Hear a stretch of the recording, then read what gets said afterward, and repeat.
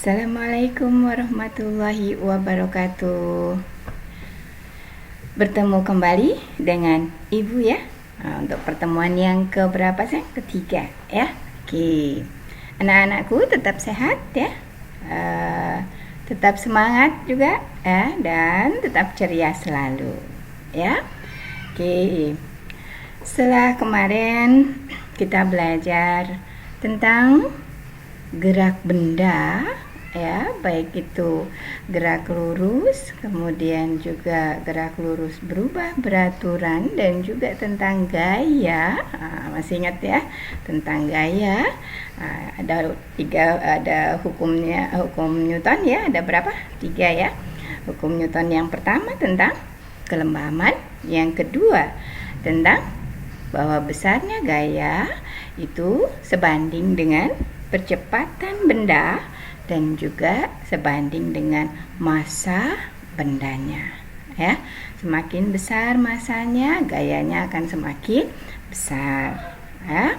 Makanya kalau ada kalian punya adik, karena kalian massanya lebih besar dibanding adiknya, hati-hati kalau bercanda ya, karena kalian memiliki gaya yang lebih besar dengan adiknya ya. Oke, masih ingat itu ya?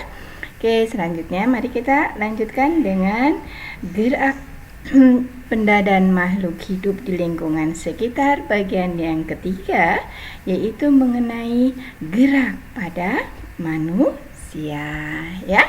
Oke, kita lanjutkan sekarang mulai materinya. Coba kalian ingat-ingat deh, kalau kalian lapar, mau mengambil sesuatu, mengambil makanan ke dapur, nah apa yang kalian lakukan? Tentunya kalian akan bergerak dari tempat ke dapur mencari makanan di sana. Apa yang kalian lakukan? Coba apa dulu yang digerakkan? Ada kakinya dulu melangkah ya. Ada kakinya yang melangkah dan yang lainnya. Maka kita juga harus berpikir, kenapa kita bisa bergerak ya? Kenapa kok kita bergeraknya tetap berjalan dengan baik gitu ya, nggak ngelembrek gitu ya, nggak kayak kain ngelembrek gitu ya. Oke ya, jadi ini yang harus ada di benak kalian, bahwa kita manusia bisa bergerak. Mengapa ya? Kita punya alat gerak, yang pasti kita punya alat gerak khusus dibandingkan dengan benda mati, tidak punya, harus digerakkan ya. Oke. Nah, kemudian bagaimana tulang-tulang yang ada pada tubuh kita bisa bergerak ya, dan juga bagaimana pergerakan tulang kita. Nah, ini yang nanti kita akan bahas ya. Oke, baiklah, untuk yang pertama mari kita bicarakan tentang materi yang akan kita pelajari. Pada pertemuan kali ini yang kita akan pelajari yang pertama adalah mengenai sistem gerak pada manusia ya. Jadi kita nanti bicara tentang ini aja, sistem gerak pada manusia. Apa yang akan kita bahas? Ada rangka dan juga ada persendian ya. Oke, jadi ada rangka. Contoh misalnya ini tenda, ada rangkanya, maka dia bisa berdiri tegak ya, bisa berdiri. Coba kalau nggak ada rangkanya, apa yang terjadi? Ngelemprek ya, tendanya tidak berdiri ya. Oke, mari kita lihat kalau kita seperti apa rangkanya yang ada pada tubuh kita ya. Nah, ternyata rangka pada tubuh kita itu kurang lebih bentuknya seperti ini. Kalau ini bergerak sendiri kalian lari ya. Oke. Nah, sistem gerak pada manusia yang pertama adalah rangka ya. Jadi rangka ini boleh dikatakan merupakan alat gerak pasif, karena tidak bisa bergerak kalau tidak ada persendian dan otot ya. Nah, fungsi dari rangka itu apa? Ini kalian baca sendiri, ada 4 yang Ibu berikan di sini ya. Ada 4 fungsi utama dari rangka. Yang pertama apa? Nih, memberi bentuk tubuh. Yang kedua, nih, contohnya di dalam paru-paru. Paru-paru ada di dalam. Nah, coba bayangin kalau tidak ada rangka yang melindunginya, maka pada saat kita tidur tengkur, apa yang terjadi? Gepeng ya, kita nggak bisa bernapas ya. Kemudian juga merupakan satu tempat perlekatan otot ya. Dan yang terakhir adalah tempat pembentukan apa yo ini kurang nih, sel darah merah ya, dan juga tempat pembentukan sel darah putih. Jadi tempat pembentukan sel darah ya. Ini yang keempat. Nah, yang akan kita bicarakan di awal ini, kemudian baru kita bicara sendi otot pertemuan berikutnya ya. Oke, baiklah, kita lihat seperti apa rangka manusia secara detail. Nah, kalian perhatikan ini, ternyata rangka pada manusia itu sangat banyak tulangnya ya. Jadi isinya adalah tulang belulang ini rangka ya. Dimulai dari yang bagian atas ini disebut dengan tengkorak ya. Untuk apa di sini? Nah, untuk tempat melindungi organ yang paling rawan, yaitu otak. Iya. Kemudian ada tulang aksial. Aksial tuh ini yang membentuk tubuh tegak lurus ya. Oke, ada tulang punggung ya. Kemudian juga ada tulang apa ini? Nih. Oh, tulang apa ini? Tulang selangka ya. Oke. Bukan, ini tulang usus, tulang selangka yang ada di sini nih, tulang selangka. Ya. Nih, yang sini melintang di pundak kita ya. Kemudian ada lagi tulang-tulang yang lain, tulang anggota gerak ya. Ini di sini ada lengan atas dan juga ada kaki ya. Tulang lengan atas dan kaki ini merupakan tulang anggota gerak. Nah, ada berapa tulang? Ternyata di tubuh kita ada 206 tulang yang menyusun rangka tubuh kita. Ya. Di sini tulang punggung belakang ya. Jadi ini belakang, ini dari belakang. Di dalamnya juga ada sumsum tulang belakang. Ini bagian yang sangat rawan juga, maka tersimpan dengan baik di sini. Hati-hati nanti ya, kalau kita bercanda, hati-hati karena di sini di tulang punggung ada sumsum tulang belakang yang langsung menghubungkan otak. Fungsinya di sini adalah pengaturan sistem koordinasi seluruh tubuh. Hati-hati ya, jangan sampai bercanda. Jangan lupa nih, ini kalian suka bercanda, suka temennya lagi berdiri atau adiknya lagi berdiri, bangkunya diambil, begitu duduk jatuh terperembab, kalian ketawa. Nggak boleh ya, bahaya sekali, itu sangat berbahaya. Kalau kena sampai tulang ekornya kena, kemudian ngebentur ruas tulang yang di atasnya, menekan ruang yang di atasnya. Kalau sangat keras ini bagian atlas, ini tulang atlas akan menekan sisi bagian otak bawah ya. Di sini hati-hati, keseimbangannya nanti menjadi sangat terganggu, bahkan bisa menjadi lumpuh ya. Oke, hati-hati ya, jangan lagi itu dilakukan karena itu bercanda yang membahayakan. Jadi ini tulang-tulang yang menyusun tubuh kita. Hafalkan ya. Oke, begitu juga dengan nama-nama Latinnya. Ini ya contohnya tulang lengan atas humerus gitu ya. Kemudian tulang hasta ini ulna, ada radius ya. Nah, kalau yang bedanya ulna dengan radius. Nah, kalau yang radius ini berhubungan dengan nih tulang apa? Nih ibu jari. Ya. Oke, yang ulna sebaliknya. Yang ini. Oke. Nah, kita lanjutkan.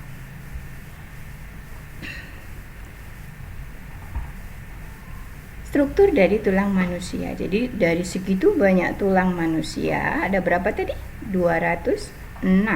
Nah, ternyata setiap tulangnya terdiri dari bagian-bagian kurang lebih seperti ini. Nah, ini namanya tulang panjang ya. Nanti ada pembagian tulang berdasarkan dari bentuknya ya. Oke.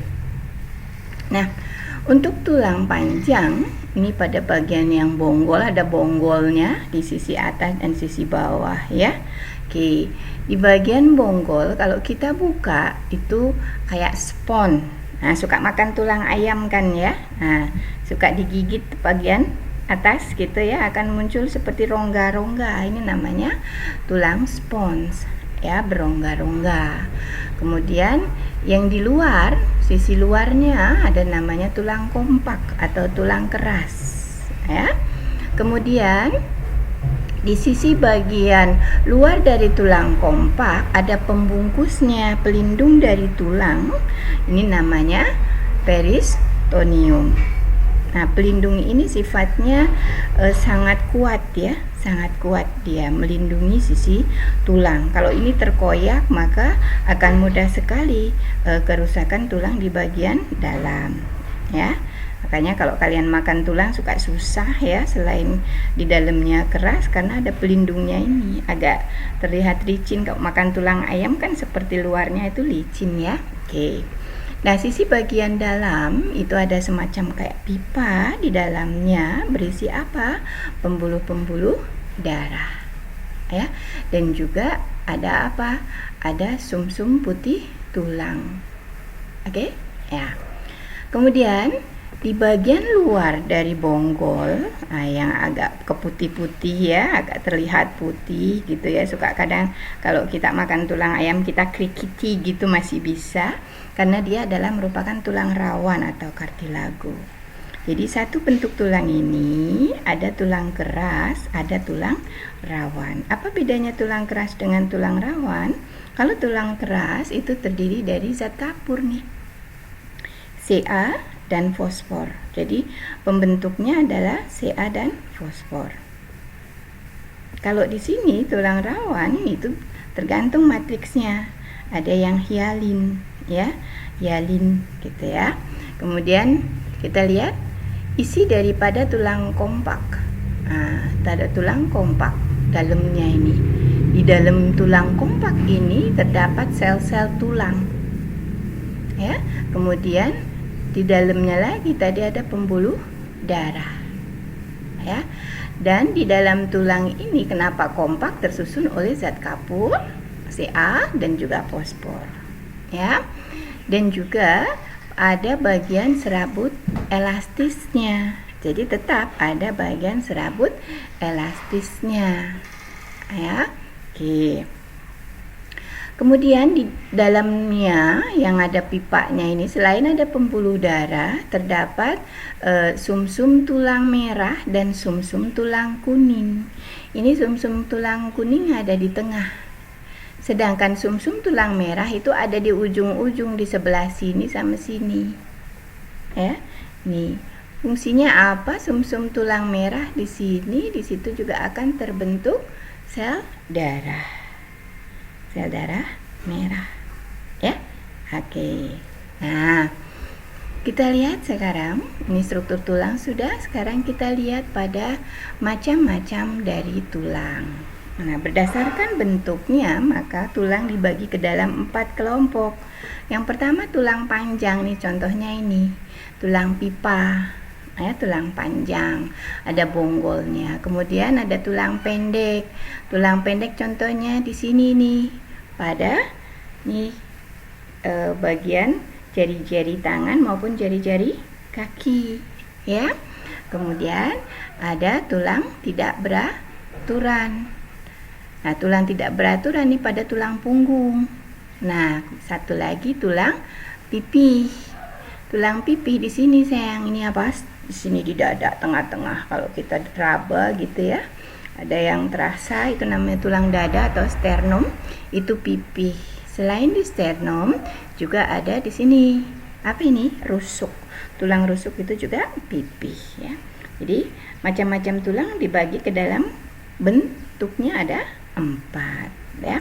Nanti sambil dicari lagi di rumah contoh yang lain dari tulang panjang itu apa, tulang pendek itu apa selain yang ada di sini. Oke. Baiklah, kita lanjutkan lagi. Bagaimana kita bisa tumbuh menjadi tinggi? Bayangkan dulu kalian masih sangat kecil. Lihat adik kalian yang masih kecil-kecil ya, paling tingginya berapa? Nggak nyampe 1 meter ya. Kemudian kita sekarang sudah 1,5, bahkan ada yang lebih tingginya. Bagaimana kita bisa menjadi tinggi? Tentunya yang pertama adalah tulang-tulangnya ini juga akan memanjang. Jadi tulang ini tumbuh juga, Nak. Ya. Tulang ini tumbuh. Bagaimana kita mempelajari tentang pertumbuhan tulang, ya? Kita lanjutkan. Bagaimana tulang tumbuh, ya? Nih, jadi tulang itu mengalami perkembangan dari yang pertama ini tulang rawan. Waktu kecil bayi kalian di kandungan kebanyakan adalah tulang rawan semua. Kalau tulang keras susah ibunya ngeluarin kalian gitu ya. Oke, kemudian dia akan tumbuh menjadi lebih besar ya, menjadi lebih besar, terjadi proses penulangan ya. Kemudian di situ mulai ada rongganya di tengah, terus sampai sempurna bentuknya menjadi seperti ini. Ya. Jadi ada bagian tulang kompaknya dan juga yang di ujung-ujung ini adalah tulang spons ya. Oke. Nah, proses perkembangan tulang dari tadinya tulang rawan kartilago menjadi tulang keras atau osteon disebut dengan proses osifikasi. Proses apa? Osifikasi. Ya.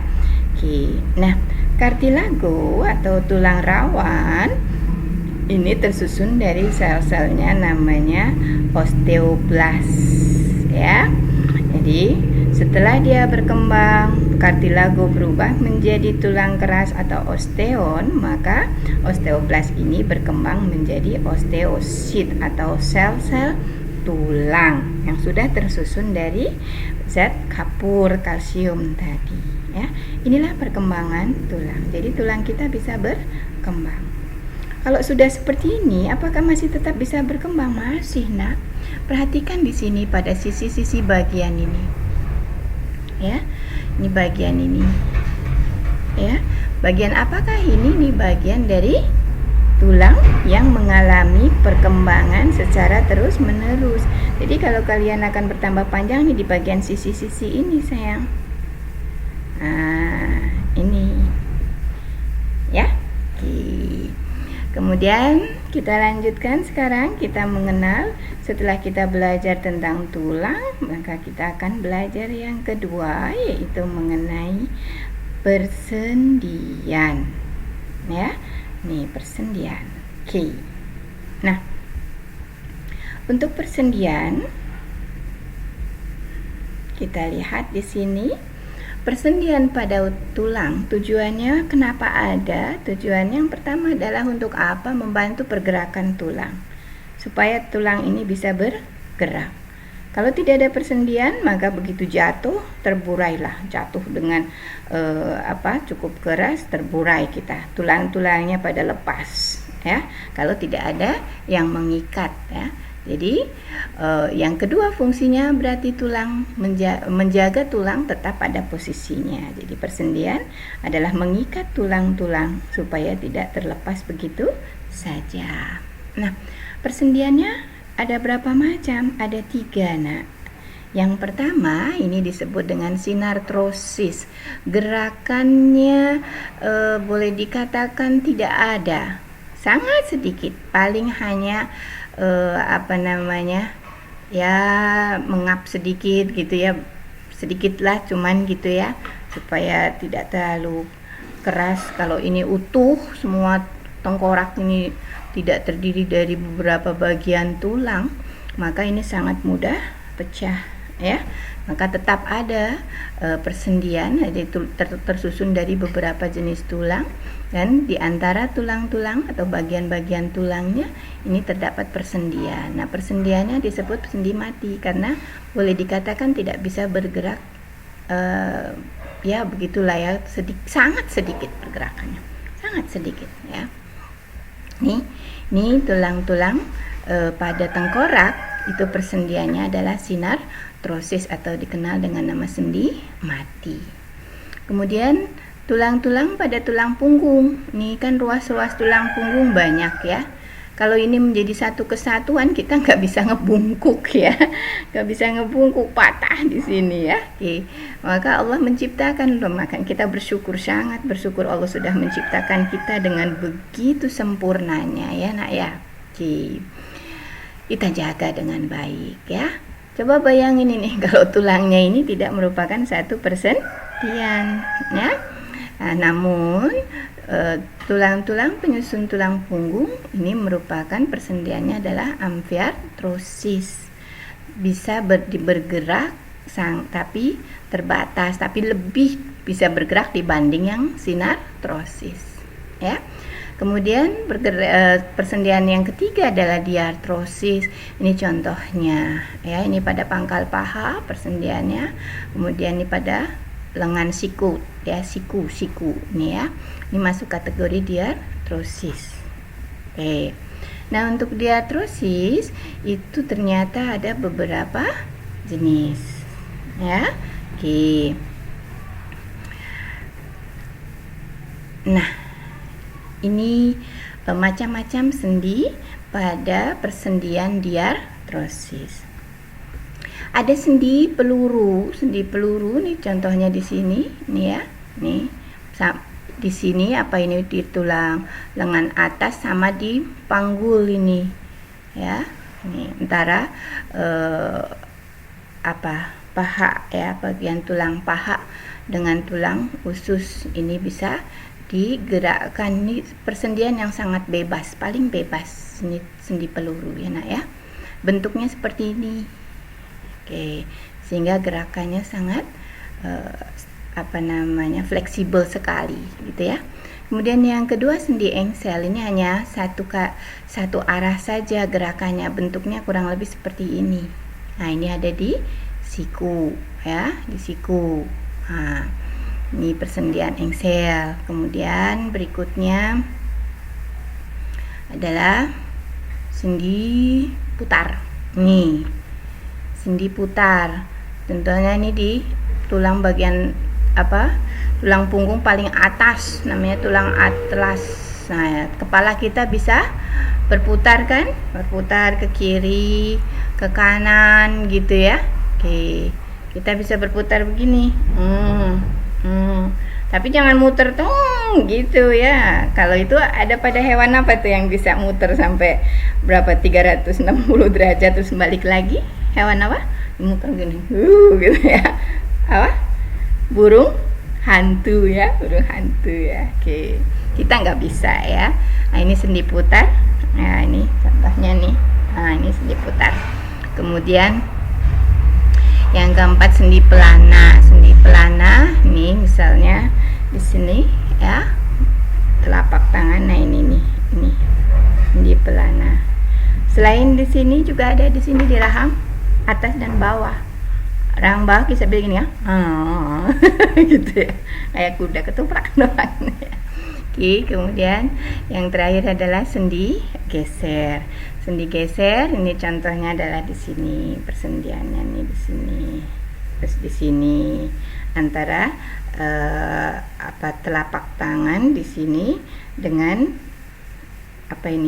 pergelangan tangan nih. Ini di sini ini terdapat sendi geser ya. Kalau di sini sendinya adalah sendi pelana ya. Oke. Nah, itu mengenai persendian pada tubuh kita, banyak sekali ya. Oke.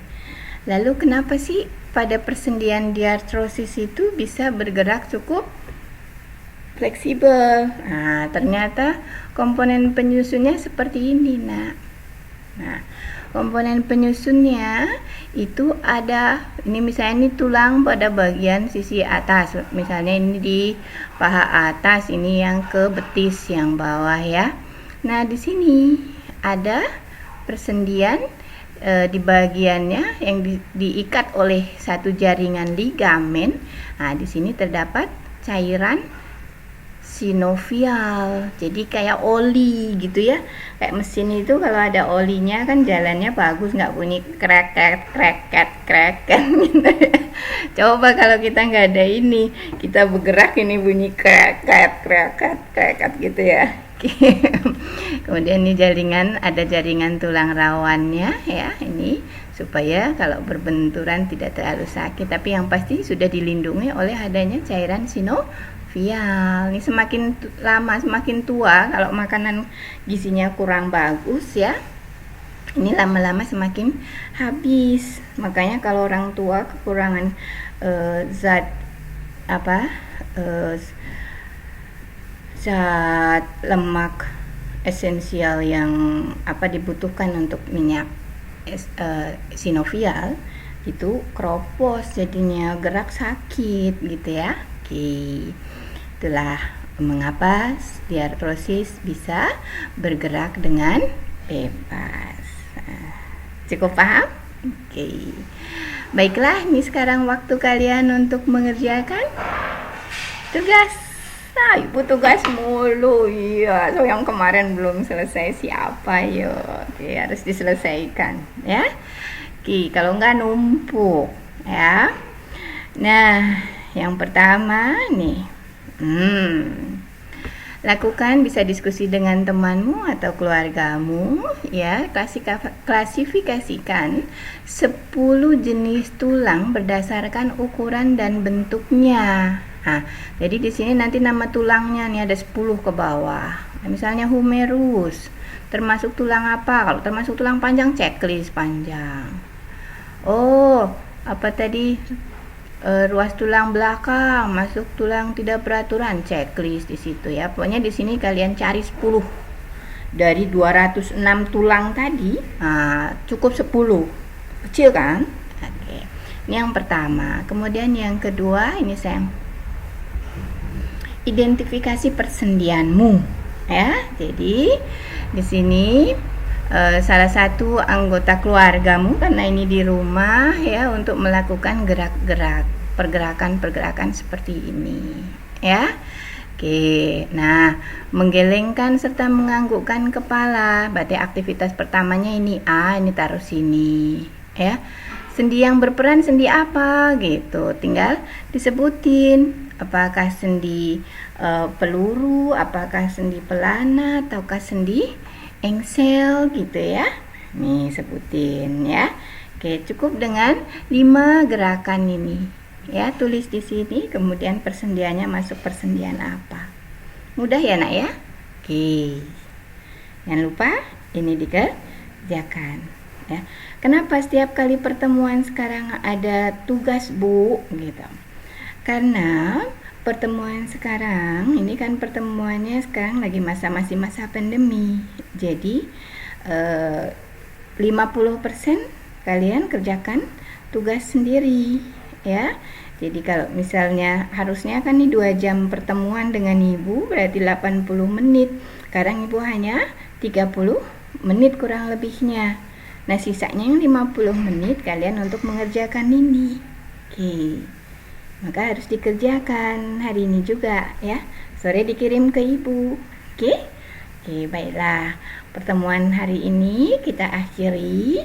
Semoga kalian lebih memahami bagaimana tubuh kalian bisa bergerak, lebih mensyukuri bahwa kita diberikan organ-organ tubuh yang luar biasa, yang sangat sempurna oleh Allah ya. Oke, kita harus jaga dengan baik ya. Baiklah, sampai bertemu kembali pada materi berikutnya, yaitu mengenai alat gerak pada manusia. Yang ketiga ya, yaitu otot. Oke, tadi sudah rangka, kemudian sudah persendian, maka pertemuan berikutnya kita akan berbicara otot. Otot, kalau berbicara otot begini, otot. Oke, baiklah. Assalamualaikum warahmatullahi wabarakatuh. Sampai bertemu di pertemuan berikutnya.